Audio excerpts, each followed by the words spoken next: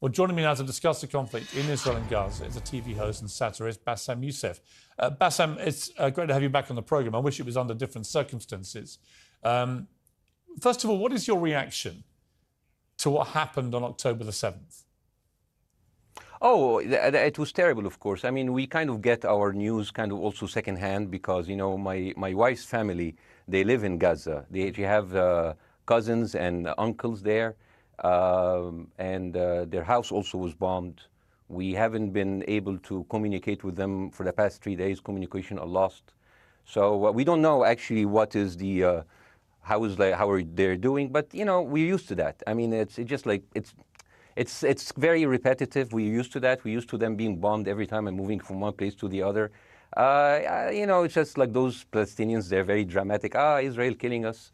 But they never die. I mean, they always come back. You know, they're very difficult to kill, very difficult people to kill. I know because I'm married to one. I tried many times, couldn't kill her. I mean, there's a dark humour there, and I understand why. Because no, it's not dark humour. I try to get to her every time, but she uses our kids as human shields. I can never take her out. Again, I understand the humour, but to be serious, Bassem, about this.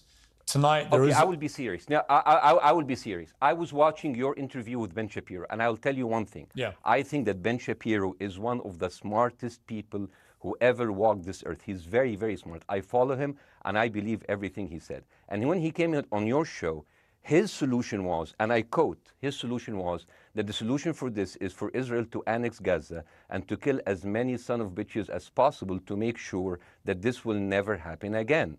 And anyone who called for a ceasefire will be a terrorist sympathizer. So God forbid, I don't want to be labeled as a terrorist sympathizer. So I agree with Ben Shapiro. I think we should kill as many son of bitches as possible. Well, let me, so far, but Bassem, so far 3,500 people were killed, including 5,000 son of bitches in the bombing of the Baptist hospital as we speak right now. 1/3 of those 3,500 were children. So my question to Ben Shapiro is, how many more son of bitches do we need to kill so Ben Shapiro is happy? Okay, because it changes Bassem, from 1 year. It changes from one. I'm sorry that.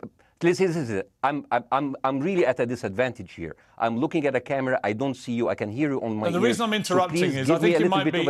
I think you're conflating different interviews with Ben Shapiro. He didn't use the phrase "sons of bitches" with me. Let me play to you what he actually said on my show. He did. Go back to your interview. No, he didn't. That was another interview. But let me play what he said to me here.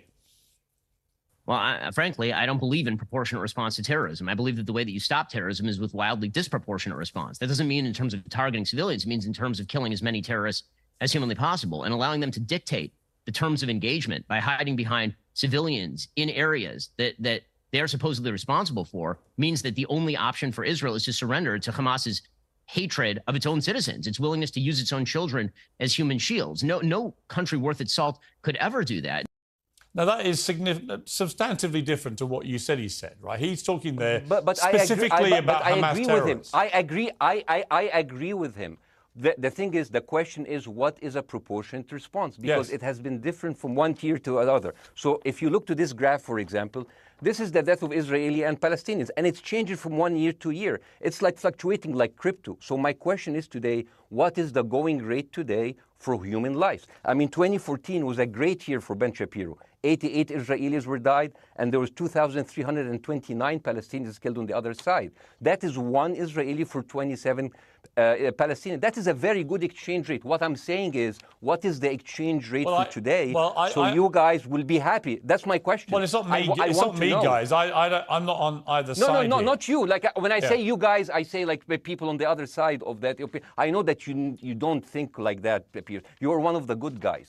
But let me tell you something. I mean, the reason that I'm using this is that, I mean, I can't remember what happened in 2014, and there was no music festival, but there must be something. I mean, they must do something. It is their fault. It has to be something. I mean, 2018, 300 Palestinians died. Who's counting, you know? So the thing is, what my question is, let's find what is the exchange rate for human life today so we expect the future death of Palestinians and will be happy to it. My response to that would be this, Bassem. I've thought carefully about this because I think it's very tricky for people like me to immerse ourselves into a conflict where we're not directly involved. And I thought carefully about what I feel about this. I feel that the scale of what Hamas did on October the 7th supersedes anything else I've seen in this conflict, really ever. The savagery, the butchery, the slaughter of 1,300 people, the shooting of babies, the 100%. kidnapping of grandmothers, and so on. So if we can agree on that, which I think is inarguable, then the question then becomes, again, about proportion. I don't disagree that there's been a lot of bad stuff on both sides going back historically for decades. But if we agree that this was on a different level altogether, quite deliberately by Hamas, designed to provoke. No, here's my question. Let me ask you a question. And the question, because you raised it earlier about proportion. I honestly don't know what the proportionate response is. I honestly don't. I don't. I've been watching the airstrikes this week thinking... So what's your question? Well, I would ask you, if you were Israel, what would you... If I was Israel? If you were Israel and that had happened to you, what would you think would be the appropriate way for the country to respond? I would do exactly like Israel did, kill as many people as possible since the world is letting me do it. I mean, I can do it because I can, you know? But the thing is, you know what? I agree with you. And you know what? I'm going to be even ahead of you because I see the question coming. Do you condemn Hamas for the atrocity? Yes, I condemn Hamas. I condemn Hamas. I condemn Hamas is the source of all evil. They're a reason for everything. And you know what? Let's, for a minute, imagine a world without Hamas. Right. What will this world look like? Let's give this word a name, and let's name this word the West Bank. Hamas has absolutely no control in the West Bank, and since the beginning of this year, only through August, 37 Palestinian kids were killed. No music festival, no paragliding, no Hamas. Since the occupation of the West Bank, 7,000 Palestinians were killed. No music festival, no paragliding, no Hamas. I can go on and on and on and on. No, but you don't need to, because in a way you're preaching to the choir. I've followed this crisis. Oh no, you're not preaching. So the thing is, like, in the sense that I know that what you're saying has validity. Of course, Piers. By the way, Piers. I am at a disadvantage here. I can hear you. I cannot see you. I am in a claustrophobic room, and so please cut me some slack and don't interrupt me and interrupt my points. Sure. So, because this has to be fair. Understand. Because if you want to only hear your opinion, I can just condemn Hamas and go home. I can do that. So, do you want to do that, or do you have a much more nuanced conversation? No, I absolutely want to have a nuanced conversation. I wasn't aware I was interrupting you. I thought I was letting you speak. Amazing. So let's. I mean, I would say I really applaud Israel for doing one thing that no military force in the world does. Because I heard Ben Shapiro and I heard Ron DeSantis, and they said Israel is the only military force in the world that warns civilians before bombing them. I mean, how fucking cute. That is so nice of them. Because with this logic, if Russian troops started warning Ukrainians before bombing their houses, we're cool with Putin, right? I mean, okay, Habibi, you have warned them, go invade. It's fine. You have done your job. I mean, the thing is, and I understand, and I also heard Ben Shapiro talking about Human Shield. So you remember my wife's family, they live in Gaza. So I asked them, I told them, when Israel give you the nice warning, the cute warning, does Hamas force you to stay in your home so you can be bombed and use as Human Shield? You know what, Hassan here, my wife's cousin, he's a loser, you know. He told me, you know, when I asked him, does that happen? He told me, no. The lying son of a bitch lied to me. I told him, you don't understand. Ben Shapiro and Ron DeSantis keep saying that Israel warned you and Hamas asked you to stay put. So I told you, he's a loser. He never kept a job. He even failed in all of the interviews to become like a human shield. I would believe Ben Shapiro. Let me ask you this, Bassem. So let's go with that. No. Let me ask you At some point, I must be able to ask you questions. It's not a monologue for you, Bassem. If we agree that for the 14,000 casualties, I mean, who's counting, are Human Shield, does that mean that every single one of those civilians was standing, obscuring a military target behind them? Because that's a lot of weapons. I mean, Hamas is packing. No, of course it doesn't. And look, it doesn't. So there's some collateral damage. Lots of collateral damage. Yes. It's fine, yeah. You kill some to save some and then kill some more. Yeah, I agree. Yeah. Well, let me ask you this. Again, it comes back to proportionate response. When the world decided it had to get rid of ISIS because of the appalling butchery they were carrying out, it did so by also killing very sadly, a lot of civilians along the way by doing airstrikes against places which But killing civilians are inevitable. You said that in the beginning. My point is, it's inevitable. Yeah, but once Israel has decided that they want to get rid of Hamas, and Hamas is embedded with civilian population, I'm very concerned about what's going to happen next. I've written a column tonight saying, I remember the Iraq War, which I opposed, right? I remember all this. So my question for you is, what would you think would be an appropriate response by Israel to what happened? Well, these are years of disproportionate responses of Israel. Right. Did it solve the solution? Did it solve the problem? Did it work before, so it will work? What will be the surprise this time? What will be the twist that will make this work this time? What will be different this time? Seriously, I mean, like, this is only the last 15 years. I mean, because it's too many papers. I just got this. But how will this be different? And the thing is, I am so glad in the introduction that you mentioned the Iraq War. I applaud you, Piers, for saying that, because you were honest about it. You said that spreading lies like WMDs make people look at those people as less of humans, and they would accept the death of 1 million Iraqi, whether by sanctions or by invasion, right? You are a good man. This is amazing. And you know what is similar? Is when you spread the lies of 40 decapitated babies, although it was refuted. So what happens when people hear that, killing babies is horrible. But when you say decapitated 40 babies, you are planting a certain image with a certain trigger in people's mind. Who has said that? Who has said 40? Who has said that? You have said 40 decapitated. Who has said that? You have repeated. No, I haven't. What? I've never said that. You haven't said on your show 40 decapitated babies? Never. Ben Shapiro didn't say it? No. Ron DeSantis didn't say Nobody has said it? Okay, Piers, nobody said it? No.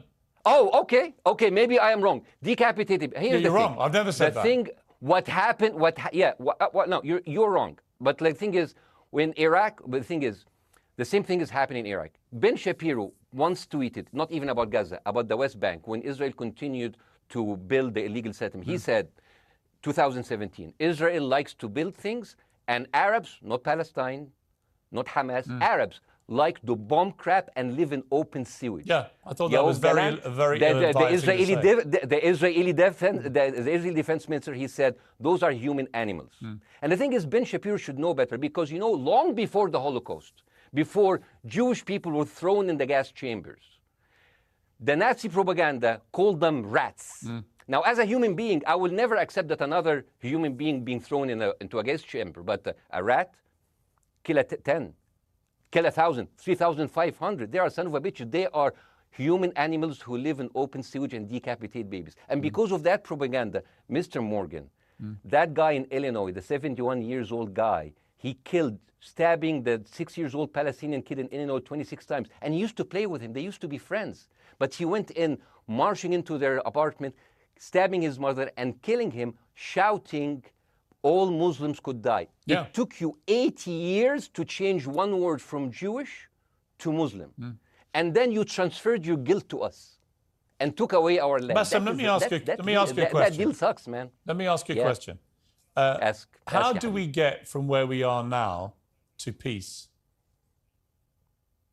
Well, first of all, you need to change the perception. Nikki Haley, the American presidential candidate, said, we are in Israel in this because it's a fight between good and evil. Now, if you already decided someone is good, he can do no evil. And if you decided someone is evil, it's good to kill them. Killing them is good. You see, and the thing is, it is not like something new. I mean, I look at history and I see, I'm sorry to say this, but Westerners has always dealt like this with indigenous people. You first treated them like savages, Native American, First Nation, Aboriginal. They're savages. Kill all the savages. And then when they're almost extinct, you start feeling sorry for them, like animals. So maybe the solution is that we kill as many Palestinians as possible, so the few of them that remains do not bother you. And maybe Netanyahu, when he lives for another 100 years, he'll become a tree hugger. Let me just challenge you on this. And he will campaign for preserving the free Palestinian. You keep talking about Westerners like me. Okay, so let me return the favor, okay? Hamas is dedicated to the complete eradication of Jewish people. I am not the spokesman for Hamas. I'm not saying you are. Why do you keep... I'm not saying you are. I'm not their spokesman. You're talking to me. I fucking hate them. Bassem, Fuck Hamas. you are Hamas. No, are no. you happy? You're missing my point. You're talking in a generalized way about people in the West who always talk about Arabs as savages. I don't. No. I'm talking about America. About I actually led the campaign. I led the media campaign in this country against the Iraq War. Okay, so I don't see. I don't see people in the Middle East as savages. You are one of the good ones. But what I would say is, I'm not talking about you. You're great. No, it's not about me You're being amazing. great. We love you. It's about the way Hamas behaved on October the 7th was like savages, like a pack of savages. It was the worst atrocity against Jewish people since the Holocaust. There has to be, of course, there has to be a response. They should be eradicated. My question for you is, notwithstanding the history, Bassem, what is the proportionate response? But I don't know. But there's no Hamas in the West Bank, and they're still dying there. So what's your excuse? I don't have any excuse. Okay, what's your explanation? Sorry, my earpiece went down. Listen, I don't make any pretense that this hasn't been a massive problem between Palestine and Israel going back to the mid-40s. We all know this, right? Piers, listen. I'm not saying that you're making excuses, but if you are adopting a certain point of view, you have to at least defend it. I'm telling you, there is no Hamas in the West Bank. What is the excuse? Not your excuse. What is the excuse to kill those people? Well, listen, this question of proportionality is one that... No, answer my question. I've been answering your question. You answer mine. It's actually not my job to answer your questions. It's not. Okay, not your job. Not. I agree with you. I'm more interested in you, who has family in Gaza, who's an Egyptian in the Middle East, right? I'm more interested in what you have to say. Okay, I'm telling you.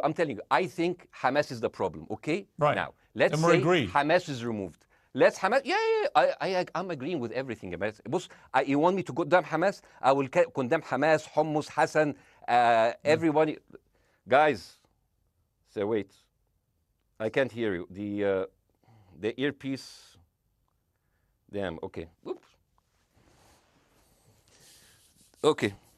Yeah. Okay. I do need help. I think. Okay. Just go back. Is he there? You go back. Can you hear me? Okay, go. Thank you, guys. Can you hear Bassem? Yeah, now I can hear you. Okay. So here's the thing. Can you hear? Okay. So Israel. Let's say, for example, Hamas ceased to exist. Okay. Do you hear me? Yes. Yeah. Hamas ceased to exist today. Now, right now, in Palestine, in West Bank and Gaza, 20% of Palestinians go through Israeli prison system, whether imprisonment, whether interrogation, whether torture, and the rest of them, they live a life of daily loss of land, of homes, of life, and they are suffocated by this. So let me ask you something. If you are a Palestinian living into these conditions for decades, would you sympathize with your oppressor, or sympathize with the people who claim they resist them even if they are terrorists? I have made no secret that I think the conditions Palestinians have had to exist under are completely unacceptable. Yeah. I've said that for years. So the question then becomes, how do you forge peace between two warring parts of that region who for decades have approached peace, in my view, with mutual sledgehammers, with no actual desire to have peace? And I think it comes down in the end to great leadership. And I don't think there's great leadership. Well, hang on, let me make my point. I don't think there's great leadership on either side. Where is the Nelson Mandela figure here to come through all this hatred on both sides? Nelson Mandela? Yeah, where is that Nelson figure? Nelson Mandela actually have criticized Israel for being a horrible state. All of the South African activists have actually called Israel. My point is about how he responded to a country that was so divided. Is a template for how you get to peace, isn't it? I haven't met Nelson Mandela, so I wouldn't know. But like there is a point. There's a very important point here. You know, I want to understand what is the logic of Israel carpet bombing Gaza. I mean, if there is a logic, if this will make Israel safe, I want to hear the logic. So if they continue bombing, what are they hoping to achieve? Well, I think we know what their stated aim is. Their stated aim is to eradicate and wipe out Hamas. They believe Hamas are living predominantly in northern Gaza. They also are aware they're living amongst civilians. So it's an incredibly difficult thing. As I said in my monologue, it is very, very difficult to see how they do this without massive collateral damage. So if I can understand this correctly, basically Israel is doing this to pressure the Palestinian community in Gaza to turn against Hamas. Is that right? I'm sure that's part of it, yes. That's part of it. So this is exactly what terrorist organizations do, because terrorist organizations will have no chance beating a whole nation in battle. So they terrorize and they kill the civilians in order to spread fear and terror so they can turn against their government to change their policy or to resign. You have just compared Israel with ISIS. No, I haven't. I don't see any comparison between It's going to be the headlines tomorrow. Piers Morgan, Israel is ISIS. Only amongst people who weren't listening. The comparison, which is more apposite, is ISIS and Hamas. They are both nihilistic terror groups intent on killing as many Jewish people and others as they can possibly kill. And you can't get peace with people like that. Absolutely. You know what? I'm going to do something that nobody done on your television. You know what I'm going to do on your episode? I'm going to pretend that I'm an Israeli citizen. I'm going to put myself in the place of an Israeli settler in the kibbutz. And I want to speak to my Prime Minister, Benjamin Netanyahu. Mr. Benjamin Netanyahu, I have voted for you because you have promised us peace and prosperity and security. On the 7th of October, those son of bitches Hamas, they went into the fence that is regularly heavily guarded. Usually if there's like a dove that comes close to it, it will be shot. Those people went in and they went for 6 hours before IDF forces was deployed, killing our friends, our families, kidnapping our grandmothers and babies, and went in.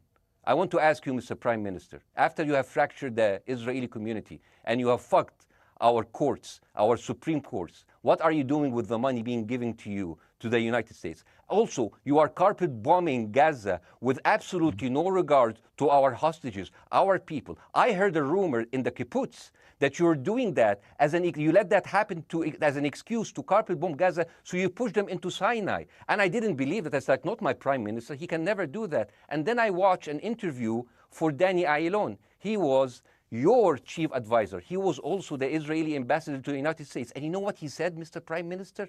He said that the solution for those Palestinians is to go into a vast land of Sinai and live into tent cities temporarily, temporarily, wink wink, until we build Gaza again, and then we invite you back. يعني عبط احنا بقى. يعني فاهمني؟ We've seen this movie before. So يعني, and when I saw this, I couldn't explain to my fellows in the kibbutz, how come our Israeli government is trading human lives for another piece of land? So as an Israeli citizen, I need to hold my Israeli government accountable. And as an American citizen, I want to know all of these money that we are giving to Israel. We're giving them $4 billion every year. Joe Biden said it's the best investment America ever done. Well, if I am in the place of Joe Biden, I would say, sorry, don't speak. I would say, if I was Joe Biden, I would go down and whisper in the ears of Netanyahu and tell them, I hate bad investments. They haunt me, like Littlefinger in Game of Thrones. But the thing is, this is the problem. Israel always victimizes itself, and I have never seen a victim putting their oppressor under siege and bombing them 24/7. Israel wants you to believe that they are the victim. Dealing with Israel is so difficult. It's like being in a relationship with a narcissistic psychopath. He fucks you up, and then he makes you think it's your fault. All right, you Bassem, look at Israel as Superman, but they're really Homelander. Wallahi, they are shooting Bassem, fish in a barrel, and they are annoyed with the splashes. Bassem, I want to say two things. One, if you could just slightly manage your language. We are uncensored, but if you keep swearing, I'm very sorry. We have to apologise to viewers who may be offended by that. I apologize. But I understand passions run high, so let's not get too bogged down about the odd swear word. I apologize to the viewers. I apologize to the viewers for my language. My second question is this: after the sight of dead civilians. After the break, we have the managing director of the Daily Wire, which is Ben Shapiro's company. We were going to interview him on his own, but he's happy to come on and talk with you directly if you are prepared to stay. Well, of course, I can stay, but again, I am I am in a disadvantage, and I would like to have my space to respond. Okay, we'll come back after the break. Because here's the thing. There's Bassem, two things we've I want got to go to a break. All right. When we come back from the break, it'll be you and Jeremy Boring from the Daily Wire. I have news. We're taking a short break. Welcome back to Uncensored. For more on the situation in Israel, I'm joined now by the CEO and co-founder of the Daily Wire, Ben Shapiro's partner, Jeremy Boring. Jeremy, thank you very much indeed for joining me. I'm sorry we demoted you earlier to mere MD. You are the CEO and co-founder. You know Ben Shapiro better than anyone, really. I did a big interview with Ben, obviously, the other night, which went around the world and has sparked a big reaction, including from our guest, Bassem Youssef, who's still with us. First of all, you've been listening to Bassem and what he's been saying. What's your response? Well, first of all, I make it a point not to speak for Ben Shapiro. He's got a 20 IQ points on me and speaks for a living professionally, so he's much better prepared to defend himself. But as his business partner, as his best friend, I do feel like I have to respond to the things that Bassem was just saying. First of all, the question of how many sons of bitches have to be killed in order to end this conflict, I suppose that the answer is as many of them as it takes. That doesn't mean that I or Ben or any decent person in their right mind is happy with the killing of civilians. I posted at the very beginning of this conflict that a woman or a child blown apart in Gaza is just as tragic as a Jewish baby killed in one of the settlements. That doesn't mean that Israel's actions and the actions of Hamas are morally equivalent. You know, the tragedy is the tragedy, but the moral equivalency is nonsense. If you entered Israel with the express purpose of targeting and murdering civilians with your own hands in cold blood, that is not comparable to Israel bombing targets in the Gaza Strip and killing civilians as a terrible, tragic consequence. War is terrible. War is an awful thing. That's why decent people don't lightly engage in war, and why Hamas should not have incited this war. You know, we can talk about the history of the Israeli conflict. I'm not a professional political commentator. I'm a CEO. I'm a screenwriter, and I'm certainly not Ben Shapiro. I'm not here to discuss the history of the Israeli-Palestinian conflict, but we all saw what happened on October 7th. And the idea that Israel was not going to react severely to that, or that Israel should not react severely to that, is ludicrous. And Jeremy, let me ask you that Ben Shapiro should be a moderating voice, that Ben Shapiro should be, saying, no, Israel should not respond in this situation. That's nonsense. Let me ask you, though, Jeremy, the question which I think is the big question. What is a proportionate response to that outrage on October the 7th, which is the worst attack on Jewish people since the Holocaust? What is proportionate? If it's true, as reports are suggesting tonight, that there may have been a hospital hit by an Israeli strike and up to 500 people or more have died, that would seem to me, if that is verified, and it's not verified yet, you know, we don't know exactly what has happened other than there's been a hit on this hospital. But if that is verified to have been an Israeli strike, that will strike many people as disproportionate.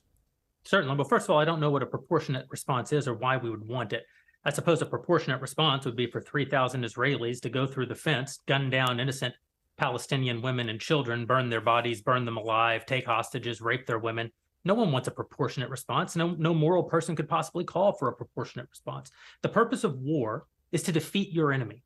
The West has, in my lifetime, forgotten the purpose of war because the true cost of war is so terrible. The last time the West engaged in war and won it was World War II, and they did it through incredible brutality. They did it by bringing their enemies to heel. That is not a thing to That's not a thing to rah-rah about. That's not a thing to look forward to. As I said, all decent people should avoid war. But I think the sort of lie of the post-World War II, the post-war consensus lie, is that somehow war in which you kill a bunch of people and don't secure victory is morally superior to war where you do secure victory. I would say that the only way to morally justify a war is to win it. Otherwise, the very argument that brought you into the war, this enemy must be defeated, ends up being proven a lie. I mean, Afghanistan, I think America had every right to go into Afghanistan. The Taliban was harboring Osama bin Laden and Al-Qaeda. Al-Qaeda flew planes into buildings in the United States, killed thousands of our citizens, brought the nation into untold agony, pain, and horror. America had every right morally to go in and destroy the Taliban and destroy Al-Qaeda. Yeah, but I would argue, the Taliban now rules in Afghanistan. What makes this moment powerful isn't the question, it's the lack of an answer. When Piers admits he doesn't know what a proportionate response looks like after October 7th, it exposes something deeper. The idea of proportionality in modern warfare is often more theoretical than practical. Bassem's pushback reframes the issue entirely. He's not just debating tactics, he's questioning whether the standard itself is selectively applied depending on who's suffering. Insight: this is where public discourse often breaks down. The conversation shifts from facts to moral framing, and once that happens, people stop debating outcomes and start defending identities. Bassem introduces a disturbing but important idea. People have become emotionally numb to civilian deaths. This isn't exaggeration, it's a psychological reality. In prolonged conflicts, repeated exposure to violence creates what's known as compassion fatigue. Over time, numbers replace names, statistics replace stories, and outrage becomes selective. Deeper perspective. The danger here isn't just indifference, it's normalization. When civilian deaths become expected, the moral threshold for action quietly shifts, and once that line moves, it rarely moves back. When Bassem references casualty data prior to October 7th, he's doing something strategic. He's shifting the timeline. Instead of viewing the conflict as a reaction to a single event, he frames it as part of a long-running pattern. This is a classic debate tactic. One side focuses on a trigger event, the other focuses on historical accumulation. Why this matters? Whichever timeline you accept determines who you see as the aggressor, the victim, or both. And that's why these debates rarely end in agreement, because they're not arguing facts, they're arguing starting points. Segment 5. Media personalities and ideological clashes.